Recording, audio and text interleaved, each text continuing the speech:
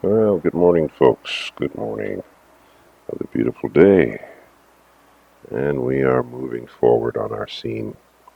So, yesterday we finished up all the in betweens. Um, so, what I'm going to do here is put the exposure per drawing back to 2 frames. Right now, it's set that each frame is being held for 3 frames. And so, what I'm going to do now is go back and make sure that each drawing is exposed 2 frames. So I'm clicking on each drawing and dropping the frame rate down to 2, which will make the walk take less time, obviously. It'll be 1/3 less the amount of time that we just saw it play at, which should be a snappier walk. Let's see.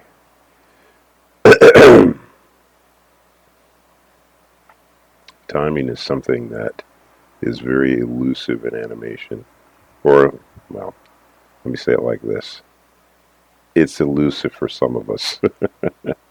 In my experience as an animator, I discovered that for some people, it seemed like timing was something that was second nature to them. Um, and there were other people, most of us understood movement and the dynamics of movement, but we didn't always understand timing, how exactly to time something. One of the first lessons that I ever got in timing was from Warner Brothers animator Ben Washam, who used to teach a class in his home. Let's see how this plays now. Yeah, there you go. That's more natural. Yeah, Ben Washam was teaching a class. In fact, it was the first animation class, if I can recall. Yeah, that I think was taught. I think I took his class when I was still working at Bakshi Studios, but I think that's right, but I'm not sure. Anyway, um, he talked about exposure sheets and how to time out. And this is where we discovered, or whether those of us in the class discovered that the old Warner Brothers animators didn't do pencil tests. They didn't. They just animated, and then from what Ben was saying, the next time they saw the scene, it was when it was in color in the finished cartoon. We all sort of looked at that from a state of disbelief, like, because we were so accustomed to shooting pencil tests and reshooting until you got something that looked right. But these guys were just animating and handing in the drawings, and then when it was up on the screen was when next time they saw it. So most of us just kind of marveled at that. So timing has always been, for me anyway, I would say, it took a while before I got a real handle on timing, where I could see it in my head timing wise. And even to this day, I still find myself um, not struggling with it like I did when I was first learning animation, but it is something that is, well, I take that back. It is more second nature now. I mean, I think more about the movement of something. The dynamics of movement has always been something that I had a grip on from the beginning. But the timing was something that I didn't quite have a grip on. So I had to I think I spent more time learning that. So, incidentally, if you are checking in with this class the first time, I'm doing real time tutorial work on my short film. And this is so that if you are working on your own film and you want to see how it might be done, you can watch me. I talk about what I'm doing in detail, and I describe what I'm doing in detail. This is a short film I'm doing. I'm just doing it for myself. I'm working in rough animator, and I'm doing it all the way through to finished color. So if you're interested in following me with this, you might want to go back to some of my earlier videos of this and look at some of the dates, and you'll see when I started on this particular project and where I am now. So that's the purpose of this series that I called Let's Animate. Um, so now we've got this all worked out. So now what I'm going to do is now do the color. So what I'm going to do here is I'm going to take layer 1 and I'm going to reduce the opacity. You can see in the top left corner here, I'm grabbing this area here to reduce the opacity. I've reduced it to 29%.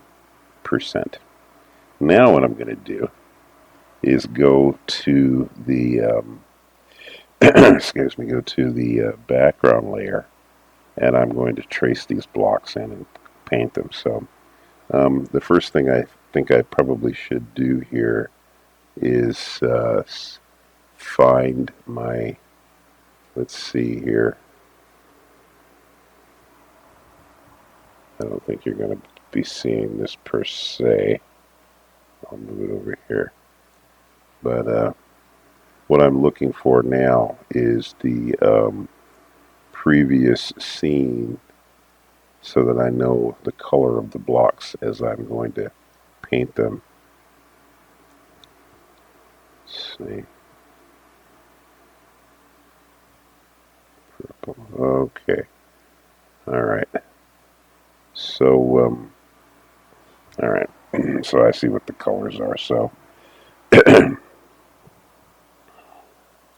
all right. So what I want to do is go to my brush, go down here, pick the hard line, and then here we'll go ahead and then we're going to set for a solid, and then we're going to do our block here. Okay.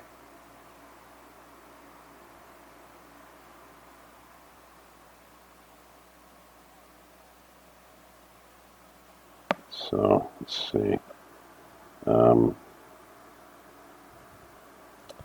Yeah, it should be.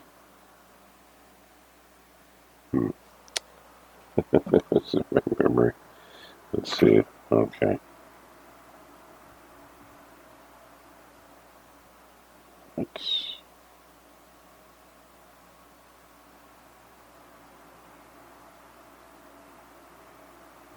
so let's see. Boy, memory. Trying to remember what I just did. Oh boy. Or what I just looked at, rather. Let's see.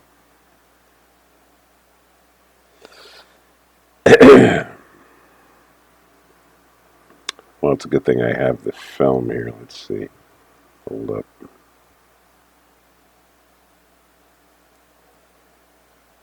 Oh, I see. Okay. So, alright. So, looks like what I've got here is, that's red, yellow, green. Let's see. So I think it's that and that. Yeah. Okay. I think that's right. So yeah, those are the correct colors. So so now I've got the background color, or the background all worked out. So that's good. All right. So now what I need to do is I'm going to go back with my brush, and we'll go back to here. And what we're going to do is create a new layer. So I'm going to create an empty layer. Okay. And I want this layer to be on top. This is going to be the character and color. So I'm going to change the name from layer 2 to color. All right. And okay. So now Miguel, oh, that's right, I forgot to. Here we go again. I gotta go find that model again. Miguel, I believe, has a black line all around him. Let me just see here. Okay, think. Okay, so I'm going to pull this over here and then move this over here. Now, so Miguel has got a black line. Yeah. Okay, so he has a black line all around him. So let's just, I'm going to bring him up to the full size here so I can see him pretty well. And we want to start with a black line. In fact, actually, I think we might need to make him bigger, maybe? Maybe a little bigger. Let's see. Now we want to go up 200%. Yeah, that's good. So I'm going to move. There we go. Yeah, just so I can see him better. All right. Oops. What's the story here? Oh. Okay. That. Let me get that. Okay. Oh. Gotta bring it back to freehand line. All right.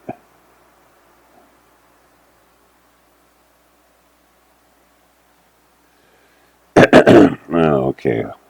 Yeah, I just realized something. Yeah. The line underneath his eye is a self-colored line, so. Alright. Now this is interesting. Something just occurred to me here. Is that I think that Miguel, see, since his upper body doesn't really move, you know, and then I did all of the images were copy pasted. I think I'm going to do the same thing for the color because I think it'll be a lot faster than me cleaning up each image and painting it. So, yeah.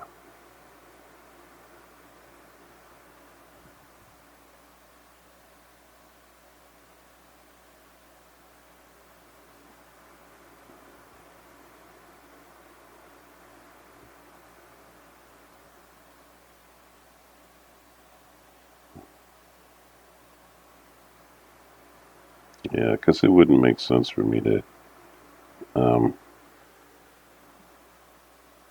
yeah, it would make no sense for me to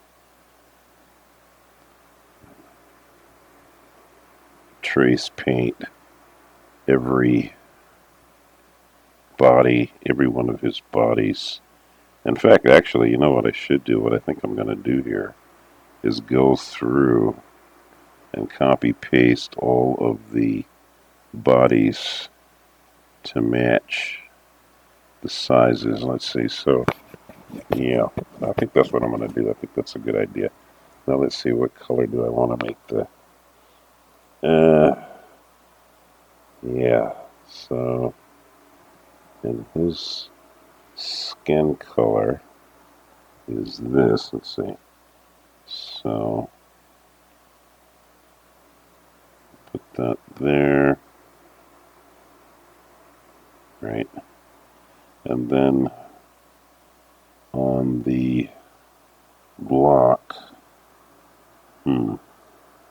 So we'll see, what can we pick here? Well, maybe blue. Yeah. So we'll go maybe a blue line here. This is going to work behind. And here.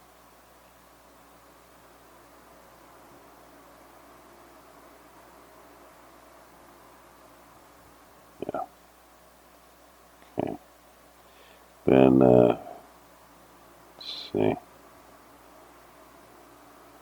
So on the color, let's see, I'll go back to strings. On the color, we'll give it maybe a blue on this side, a different blue on this side.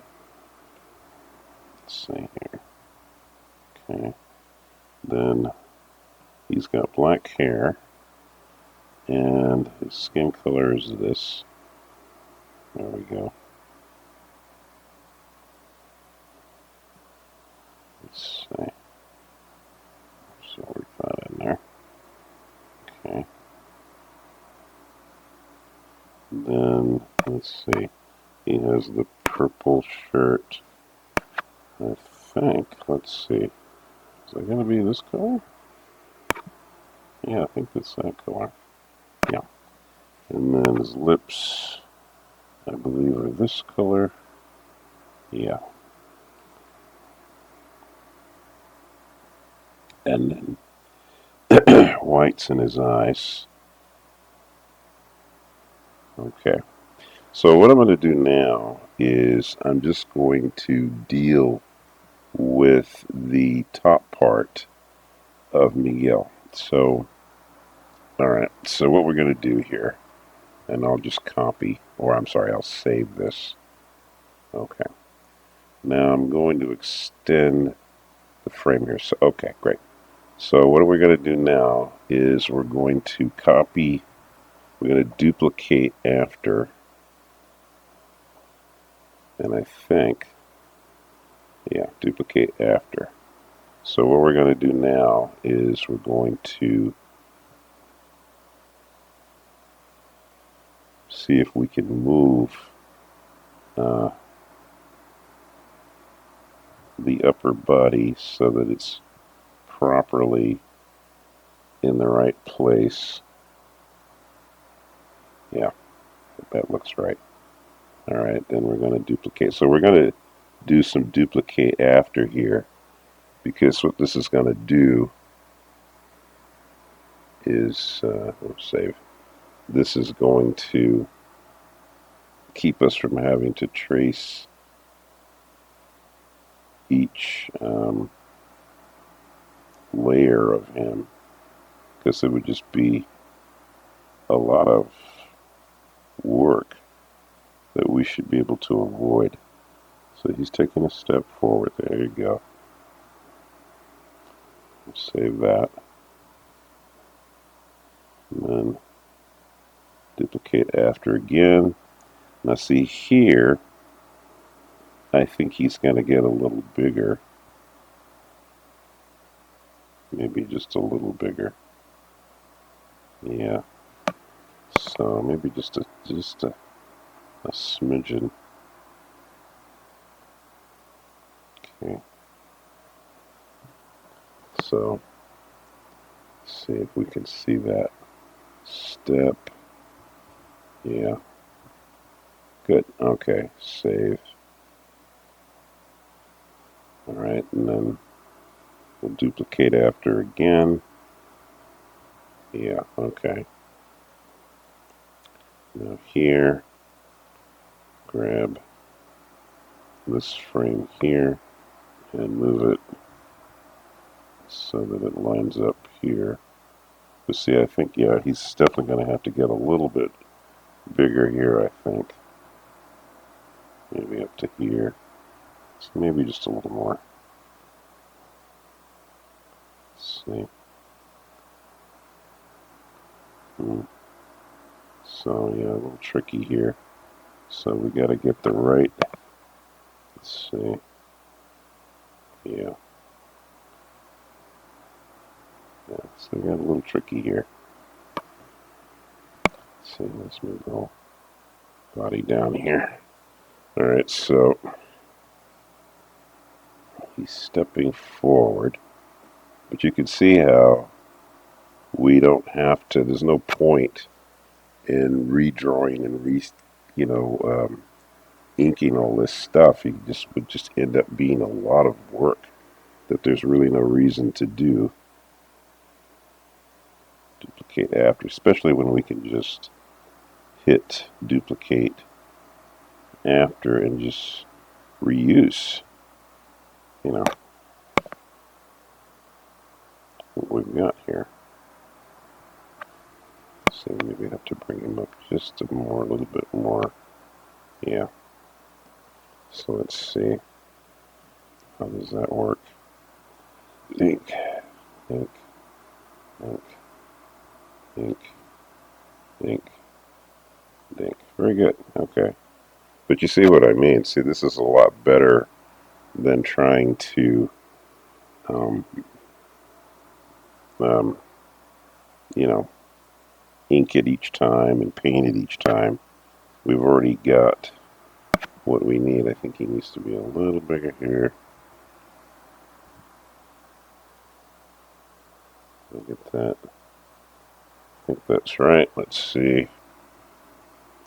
We kind of have to step through it too so that we can see if it's, in the right place. That looks right. Okay. Right.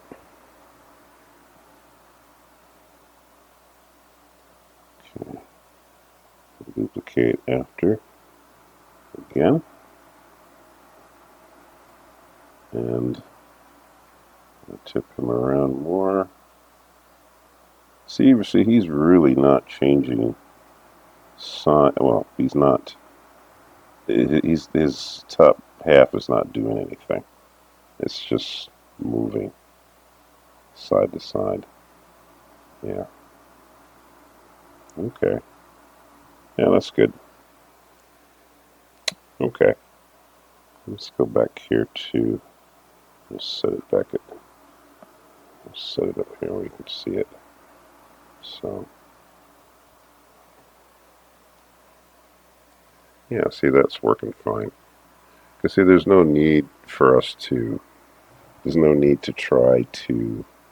Um, re-ink that body for every frame. He's not, his top half of his body is not doing anything. It's staying the same. It's really only his bottom half of his body is actually really changing in the animation from one drawing to the next. So we'll get through this scene a little quicker. All right. Okay, folks, so we're a little over 20 minutes now, so we'll stop here for today, and then we'll come back into it tomorrow. Let's hit save here. All right, have a great evening, a great day, folks.